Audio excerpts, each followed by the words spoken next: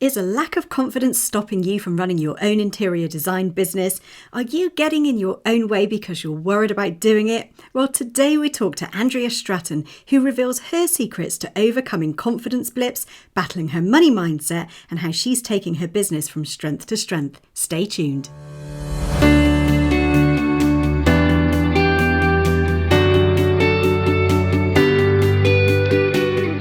Welcome to the Hubcast, brought to you by the Interior Designers Hub, where we help and support interior designers to get trained, get into the industry, and to grow wildly successful businesses.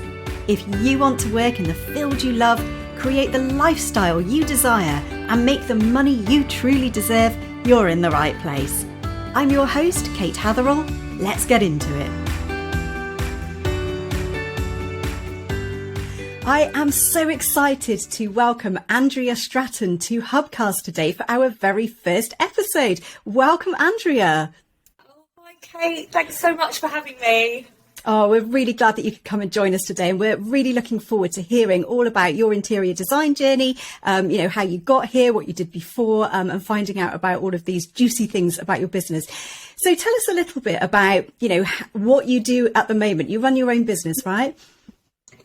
Yes, so I've got an interior design and styling business called Styling My Room. I've been in business probably coming up to 2 years now.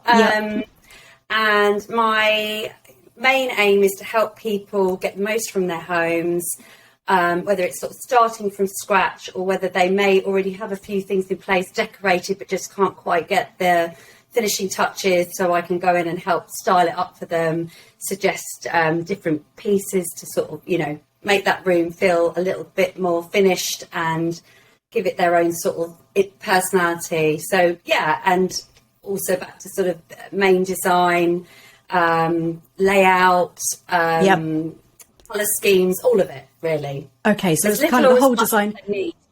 The whole kind of design package, everything included in there. Brilliant. And obviously, if you've been running your business for a couple of years, I'm assuming that you were doing something before you got into interior design. So kind of what were you doing before and how did that journey look for you? So I suppose my interior design journey sort of started a long time ago. My mum and dad actually ran a interior design. They had a shop in a village. Okay. And my mum used to make the curtains, and my dad used to do all the sofas and the carpets. And they had accounts with like Liberty and Andrew Martin and Osborne and Little, all of those. So I kind of grew up living over the shop, and so I always it was surrounded by it. And then I think I sort of grew up and ended up going into travel, which I loved. And I did travel for about 15 years. But on the side, I'd always sort of help friends with interior design, colour schemes. I started my own little sort of upcycling business in an emporium. So I used to buy secondhand furniture. And when the shabby chic came in, that was kind of, I had a stall and I used to do vintage fairs and do commissions for people. But I always kind of viewed it as a hobby, never as my main income. People used to say, oh, why don't you do this full time? And I used to think, well, I can't, I need to earn X, Y, Z. And I didn't really have that confidence or faith that I could do it as my actual career.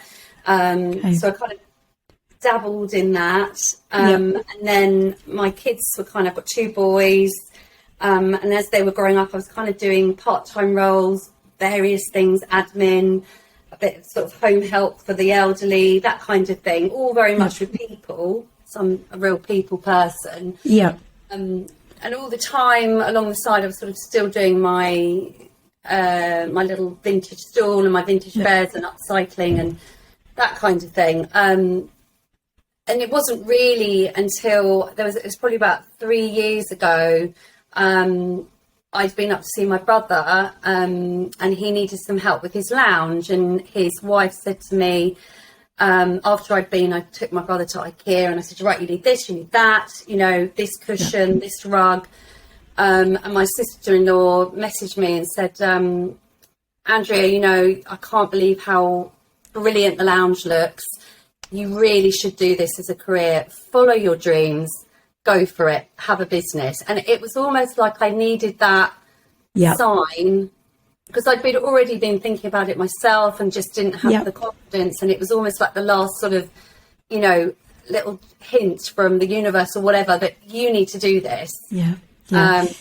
Isn't that amazing how sometimes it takes somebody outside to see, you know, the thing that we're really talented in and the thing that we're really passionate about, and we don't always recognize that for ourselves. Yeah, exactly. And I think, you know, people, you know, I sort of did some sort of tried to sort of soul searching, I suppose you could say it. And one of the questions that I had to sort of write down and answer was, you know, if you could do anything, what would it be? Like, there's no rules, you can do what you like. And I sort of, on this list was interior design. And then and then it said, what do people always say you're good at? And I thought, oh, that's linking back to that again. And there were all these things that kind of were pointing me in the direction. And I think they probably have been for years. But it took me probably till I was like 41, 42, you know, that I suddenly went, oh, this. So, yeah, it really was that moment that is such a pivotal moment for me. When I got that text, I actually burst into tears. Because it felt like it was, I'd just been searching for what I needed to do. And there it was. And there it was. Amazing. So you really had a kind of penny drop moment or a light bulb moment where that you can really pinpoint and say that was the moment where I suddenly realised that life had to change for me. Yes. Yeah. Amazing. Exactly that. So what did you do from that point? Did you suddenly think, right, that's it, I'm going to set up my own business? Or how did you transition from, you know, the things that you were doing before, the admin, the travel work, the, you know, looking after kids? How did you then move that into becoming an interior designer? So it was, I would say, that moment I really had to go, before I did all the external setting up my business, I had to do some internal work. And I know you have the mindset gremlins, which we do. Basically, that's what it was. I had to find, before I could do anything really, I had to find a bit of self-belief that I could do it. But what I actually did at that point was I started to tell people that was what I was going to do. And that I was setting up an interior design business, because I had a session with a life coach and she said to me, you now need to tell people. So that even if you're not, you know, doing it sort of, but she almost said you need to start doing it. So I actually sent out a message or a WhatsApp message to like all my contacts and anyone that was in my phone, just basically saying that I would be doing this. I know, it was the scariest thing. I'm getting goosebumps just talking about it. Oh, bless you. It sounds absolutely terrifying. It was so terrifying, but it was the best thing I could have done, because it told people that I almost had to, I was making myself do it then, because I think we quite often procrastinate, or we convince ourselves not to do something. As soon as I sent that text out and I just sort of said to them, look, this is my business. I'm doing a special offer. Basically £99 for, and that I was thinking, £99, that's loads of money. Like, who's going to pay me £99? To sort of come in and talk to them about colour schemes and things. But it just made me commit to my dream, and then the rest had to follow, really. And do you feel that doing that sort of held you accountable to that dream, so that, you know, once you'd announced it to everybody, it was no longer just something that was hidden inside of yourself? Absolutely. I think that's the word. I was accountable, not only to everyone else, but to myself as well. So it was the most, like you say, it was really scary, but I'm so glad I did it. And but the wonderful thing as well was I got so much positive feedback from so many people just saying, Andrea, of course, this is what you should be doing. You know, we've all known this, that you should be doing this. And and even, you know, a couple of people, yes, I'd like you to come around and talk. I'm decorating, come and help me. And it was, so it was really good. And it sort of started my journey really from there. Amazing. And again, you know, there's more reinforcement there, not just your sister-in-law, but lots of other people as well were saying, well, yeah, of course you should be doing this, Andrea. And other people often see in us something that we don't see in ourselves. And it does take other people saying to us, you should really go and do this. I myself had a similar experience where somebody said to me, oh, are you an interior designer? Well, why not? You should do. And it, you know, it was like a light bulb moment for me as well. So I completely relate to that. Absolutely. Yeah.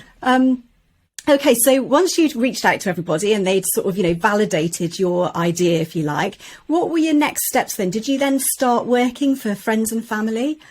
So, yeah, I suppose you could say I was winging it a little bit to begin with. But, yeah, friends and family. And it was a good way to sort of see how they responded.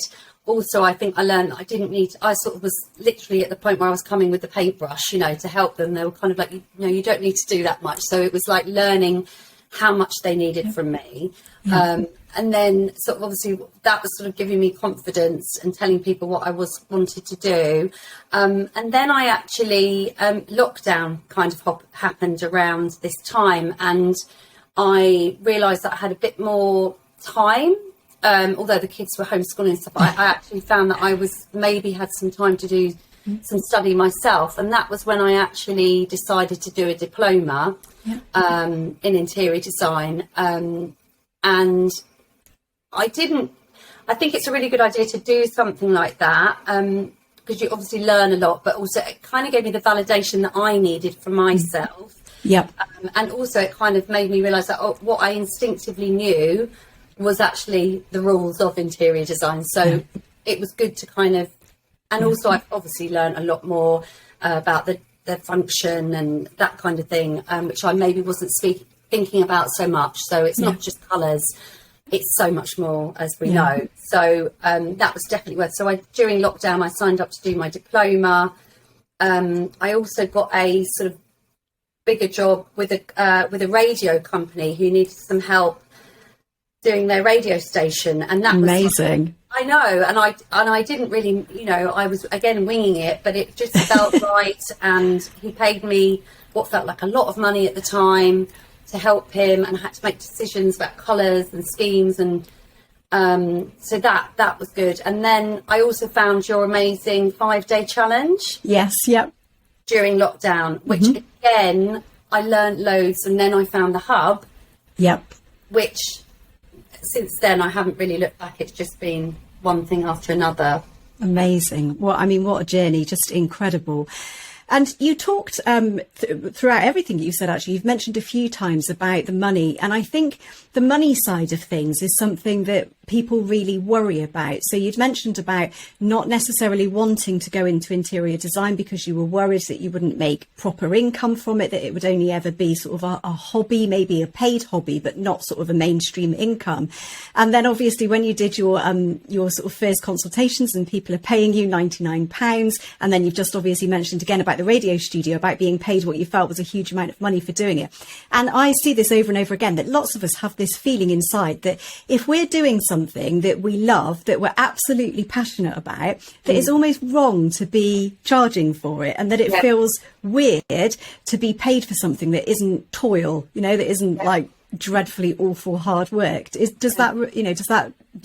relate to that? Absolutely. I couldn't believe that people paid for exactly what you said. And I think because it comes naturally to me and I love it so much, I felt like, well, I shouldn't be charging. But what I've now realised is that I'm providing a service that is making their homes and their lives better, because they'll come in from work and they won't feel like, oh my God, everything just feels all, you know, cluttered, or, you know, the room's too dark, or whatever it is that they're not really feeling. And then, you know, the home becomes a haven for them again, and they fall in love with their home again. And I've realised that service, or that gift that I have, and I am giving somebody that. And although I love doing it, and to me, trawling the internet for the perfect light fitting is like heaven, I still need to charge for that because it is my time. So So absolutely. And we see this all around us, don't we? You see professional footballers that get paid millions, and I'm sure that nobody's got a gun against their head saying, you must play football. It's something that they're passionate about, and some would argue they're overcompensated for what they do, but it's okay to earn money from something that you're passionate about, and I think that's a very uncomfortable feeling for lots of people at the beginning. And charging for that, and I think I definitely know my worth now. I'm beginning, even over the sort of 2 years that I've been doing it, I'm still probably battling with the money side a bit, and how much do I charge? Am I charging enough? So it's a constant sort of balancing act. But it is a premium service, so I think you do have to market yourself. People will pay you to do that for them, but that's probably still a slight block with me, I would say, when it comes and something that you continue to work on as well. And as you say, it's about the transformation that you're bringing to somebody's life. It's not just about bringing together pretty colours and fabrics and papers and things. It is about how calm you make somebody feel, or how relaxed in their space. And in a way, that's almost a priceless gift that you're giving to somebody. Yeah, it's the feeling in a room is paramount, isn't it? Because that is, it's how they feel, how they want to feel. I always ask them, how do you want to feel in a space? Because that to me speaks how the room should be finished and what colours we use and that kind of thing. So, absolutely. So you mentioned about kind of that feeling of lacking in confidence. So the confidence to perhaps change your career, the confidence to design for people. Do you think there was anything that you did in terms of mindset work? I know you mentioned that you'd had a session with a life coach. Was there anything that you did that kind of helped move you past those feelings? Or do you think you just kind of just went out there and did it, and then it became more comfortable as you pushed forward? I think there's definitely a feeling of you have to feel a bit uncomfortable. I had to do a lot of, I think we all have an internal voice that talks to us all the time, and sometimes that internal voice can be quite nasty. I think we don't realise how we speak to ourselves sometimes. And someone sort of said, imagine when you speak to yourself, imagine you're talking to your son or your daughter or whoever, and you would never talk to them the way you sort of talk to yourself. So a lot of it for me was having like reminders on my phone, just simply saying, I am enough, I can do this, you are good enough, all of those sort of things. So it was really sort of working on the internal voice to give myself confidence, and just over time really, but also not being afraid to say, do you know what, I'm really good at that. I am really good at choosing a colour scheme and being more, because I always felt like I was being big-headed or boastful, and worrying about what people might think. That was another big thing for me, was actually saying, I'm an interior designer, because I thought people were going to go, well, who does she think she is to say she's an interior designer? But it was actually owning it. It was really, for me, it was just keep talking to myself in a nice way and being really kind to me, like I would to a friend who's starting a new business. I would be giving them all the love and confidence to do it. So I was to do that to myself really. So over time, and then it's just become more natural, and I am more confident in my ability. That is such great advice, because I think our inner voices are the things that hold us back, really strongly from doing what we want to. And as you know, Andrea, in the Hub, we have, our mindset gremlins that you mentioned before, which are really, kind of caricatures of those things that people feel, the perfect Polly that makes you feel that everything has to be just so. But actually, it stops you from taking action, because you're so worried that unless everything's perfect, you don't want to get it out there. Comparison Chloe, where you're looking around at everybody else and thinking, well, everybody's better than me, why should I do that? And these fears and these feelings are super common, and what I'm hoping is through this podcast is that people will see that actually these things are quite normal, they're quite common, everybody feels them, but in fact the way to get through those things is to push forward and to do it even though you're feeling pretty scared of it. Yeah, it's the taking action, but then you realise you do see the results from taking the action. If you procrastinate, it doesn't, you've got to change something to make things change. And if you change nothing will change. So absolutely, yeah. And I always say, everything that you desire is just outside of your comfort zone. And I'm sure that I've stolen that quote off of some mindset guru somewhere, but it's so true, isn't it? You have to step out of what's comfortable in order to get a different result than the one you've got at the moment. Exactly. Yeah. You have to go through the uncomfortable bit before you get to the good bit. And the hub, I think, is just such a lovely support, because I remember my first sort of consultation, once I joined the hub, and I felt was my real proper first client, because I'd kind of gone through the hub training and really sort of felt like I had things were more prepared than perhaps previously with the radio station, where I was kind of, winging it. But putting in the hub, got my first consultation really nervous, and then you just get this amazing amount of support and cheerleading. But, or if you've got a question or just little things like you'd say, look, you don't need the answer to everything at a consultation, because you can go away and you can get back to them, and you don't need to be designing the whole room when you walk in a space. You've got time to, and it's little things like that you think you need to know everything, you don't. Yeah, absolutely. And having that community to really, catch you when you're falling, to cheerlead you, to encourage you is a really priceless thing to have. Yeah. If you could travel back in time, if I had a magic wand for you and I could send you back, is there anything that you would change about your journey, or is there anything that you'd want to tell your younger self before you embarked on doing this? I've definitely said, I wish I'd done this 20 years ago, but then there's a bit of me that thinks 20 years ago I probably wasn't ready. But I think definitely my younger self is just believe in yourself, know that you are enough just as you are. You have all the skills you need to do what you want to do. It's definitely my journey's been about self-belief, I think. And I think, for that young 21-year-old, it would be you're amazing, you can do anything you want, and believe in yourself. I love that. I absolutely love that. You have everything that you need right now. You are enough, and to believe in yourself. Brilliant words. I love them.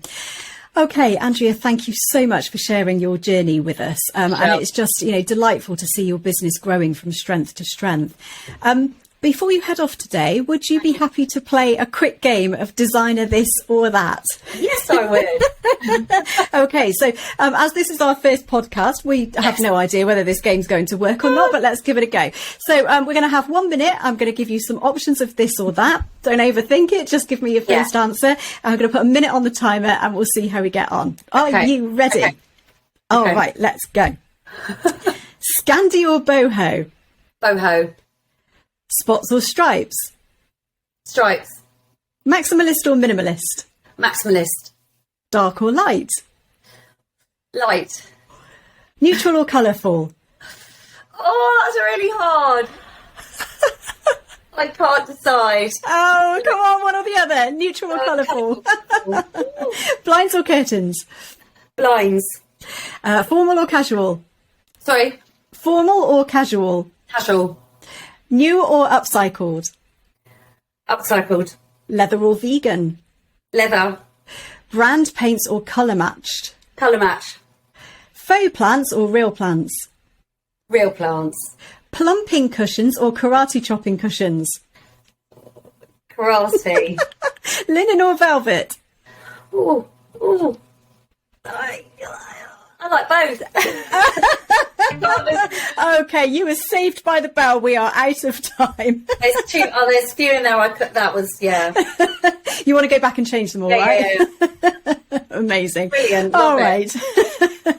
Andrea, thank you so much for coming on our very first Hubcast. It's been really interesting hearing your journey and about, the blockers that kind of held you back, the ways that you pushed through it, and the way that you've worked so hard to get yourself to where you are today. And I just really hope that and I'm sure that your business is going to go from strength to strength from here on. Thank you. Thanks. Can you just tell us how people can get in touch with you if they're looking for a designer in your area? Yes, so I am based in West Sussex, very near Brighton, so on the West Sussex, East Sussex border. I'm www.stylingmyroom.co.uk, and I'm also on Instagram as Styling My Room. and Facebook as well. So Andrea Stratton, Styling My Room, you should find me. Amazing. So guys, go and check out Andrea's Instagram and other social media and see if you can hook up with her. Amazing. Thank you so much, Andrea. Thank you. It's been lovely. Thank you for tuning into Hubcast by the Interior Designers Hub. If you've enjoyed this podcast, please take a screenshot and share it to Facebook, Instagram, or your favourite social media channel. Make sure to tag me in at Interior Designers Hub and let me know what you enjoyed about this episode. I reply to each and every comment. I'd also like to offer you an incredible free gift, which is going to show you the exact roadmap that you need to take to become a wildly successful interior designer. It shares our secrets to business success. If you'd like to get your hands on that, head on over to interiordesignershub.co.uk/roadmap right now. Thanks so much for listening, and I'll see you next time.